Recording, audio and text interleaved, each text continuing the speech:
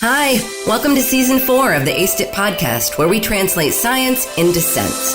So you can learn about research in the justice and health fields without having to access or read a lengthy journal article or report.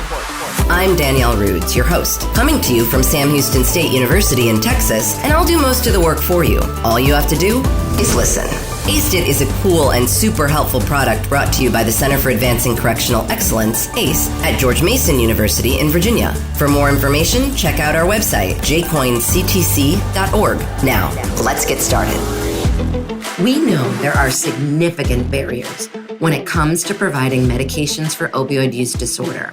And one that we haven't talked about much on the podcast is the limited ability of doctors and other healthcare professionals to provide medication. A lot of doctors and healthcare professionals just don't know much about addiction medicine. Many go through their entire professional training without learning anything about treating substance use disorders, and that is in the medical field. Imagine the state of things outside the medical field. Trainings designed to increase knowledge about opioid use disorders have shown to improve the use of MOUD in justice settings. And public health frameworks recommend that all actors in the criminal legal system work collaboratively to address opioid use disorders among the individuals who filter through those systems. So this means that law enforcement officers, community-based programs, judges, attorneys, correctional healthcare workers, community corrections, and others must be well-versed in addiction treatment, including medications for opioid use disorder. One model for improving the capacity of a system to address opioid use disorders is Project ECHO, which stands for Extension of Community Healthcare Outcomes. Project ECHO was designed to aid practitioners in addressing common and complex health conditions. The way it works is that academic medical centers operate as hubs, providing mentorship and sharing expertise with community-based practitioners. These community-based practitioners, in turn, share insights into current practices and local innovations. ECHO clinic sessions typically follow the same format. It starts with a brief, didactic presentation on relevant topics and then proceeds to case-based learning.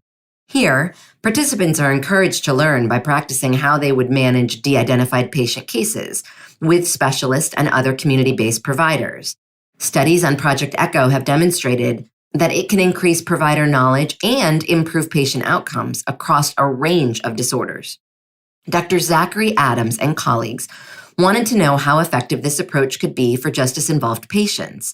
In other words, they wanted to enlist justice actors into a Project ECHO experiment to test whether or not it could impact knowledge and attitudes about opioid use disorder and medications for opioid use disorder.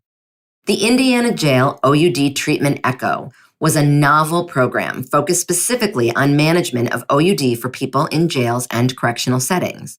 The Indiana Jail ECHO project was a series of 10 Zoom sessions that met twice a month for 5 months. The expert team included a psychiatrist clinical pharmacist, a licensed mental health and clinical addictions counselor, a judge, attorneys, a peer recovery expert, a community corrections director, and a sheriff.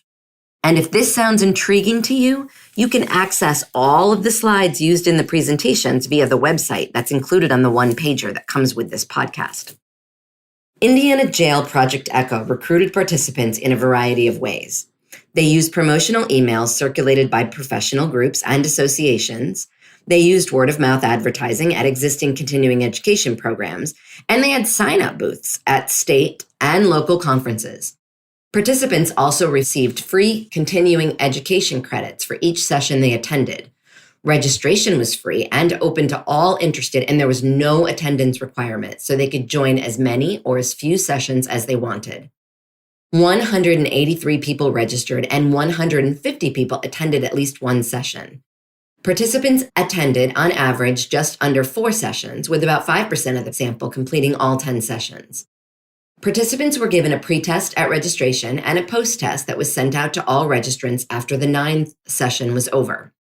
Of the 183 who registered, only 43 attended at least one session, completed at least part of the pretest, and completed at least part of the post-test. So for the purposes of this study, the sample size is 43. And these folks came from all different roles and professions, with about a third of them working in jail in some capacity and a majority working in healthcare or other fields, such as a state agency. So what did the researchers ask about in those pre-post tests? Well, they asked about 4 main themes. First, they included a scale that measured the degree to which the respondent supports punitive policies and practices for people with OUD. They also measured the degree to which the respondents supported more therapeutic and rehabilitation-focused policies and practices for people with OUD.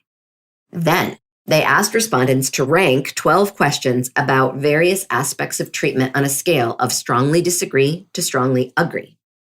For example, one item is, quote, offenders have few strengths, unquote. Another is, quote, it is not treatment's responsibility to motivate behavior change, unquote. And finally, they asked about objective knowledge about opioid use disorder based on a multiple choice quiz of 8 questions. The researchers used a t-test in statistics to see if there was any significant differences in the scores between the initial responses and their responses after participating in the echo sessions. For the most part, scores did not significantly change over time with 2 exceptions: objective knowledge and one of the items about treatment beliefs. The average score on the knowledge quiz at baseline was 54%, and it was 62.5% at follow-up. This is basically equivalent to folks getting 1 additional item correct on the post-test. And after participating in ECHO, participants were less likely to believe that it is impactful for treatment programs to provide tailored services. The reason other scores did not change was due mostly to a ceiling effect. On average, respondents expressed a baseline belief consistent with rehabilitation orientation rather than a punitive orientation, which meant there wasn't much room for improvement. So, not necessarily a bad thing.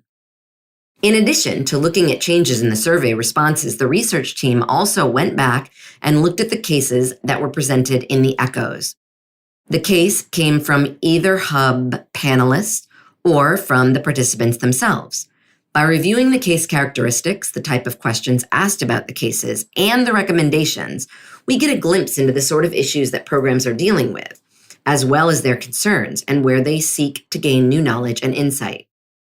The patient characteristics in the presented cases often included complex needs like co-occurring mental health diagnoses, the use of multiple illicit drugs in addiction to opioids, and complex histories of use. Case presenters often posed questions about how to provide support for harm reduction approaches, steps to determine the most appropriate form and dose of MOUD, and resources for appropriate community-based aftercare and housing options that support use of MOUD.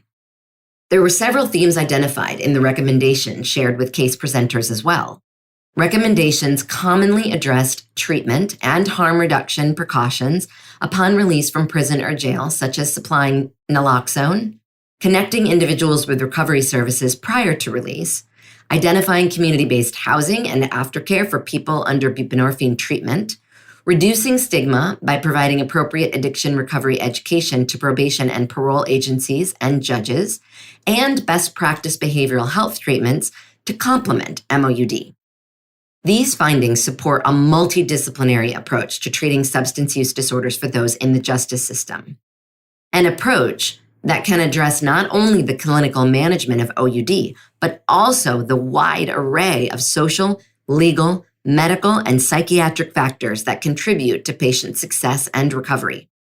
Dr. Adams and colleagues leave us with some recommendations for future ECHO projects. This study included a group of people, perhaps more amenable to treatment, even before attending the training. Future ECHO projects should consider targeting or incentivizing people who won't necessarily self-select into the training. Perhaps those who are less likely to endorse rehabilitative ideas. And they recommend that evaluation plans shift away from attitudes about OUD treatment and toward behavioral interventions and actual practice. After that, what people say and believe does not always exactly align with what people do in practice, for many reasons. It is often said that knowledge is power. Project ECHO aims to give power to professionals across the criminal legal system by increasing their knowledge and ultimately their ability to be part of the solution to our devastating opioid epidemic.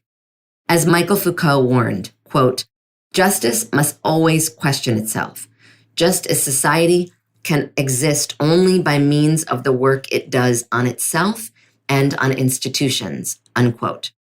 Project ECHO represents a promise of some of the work our criminal legal institutions desperately need.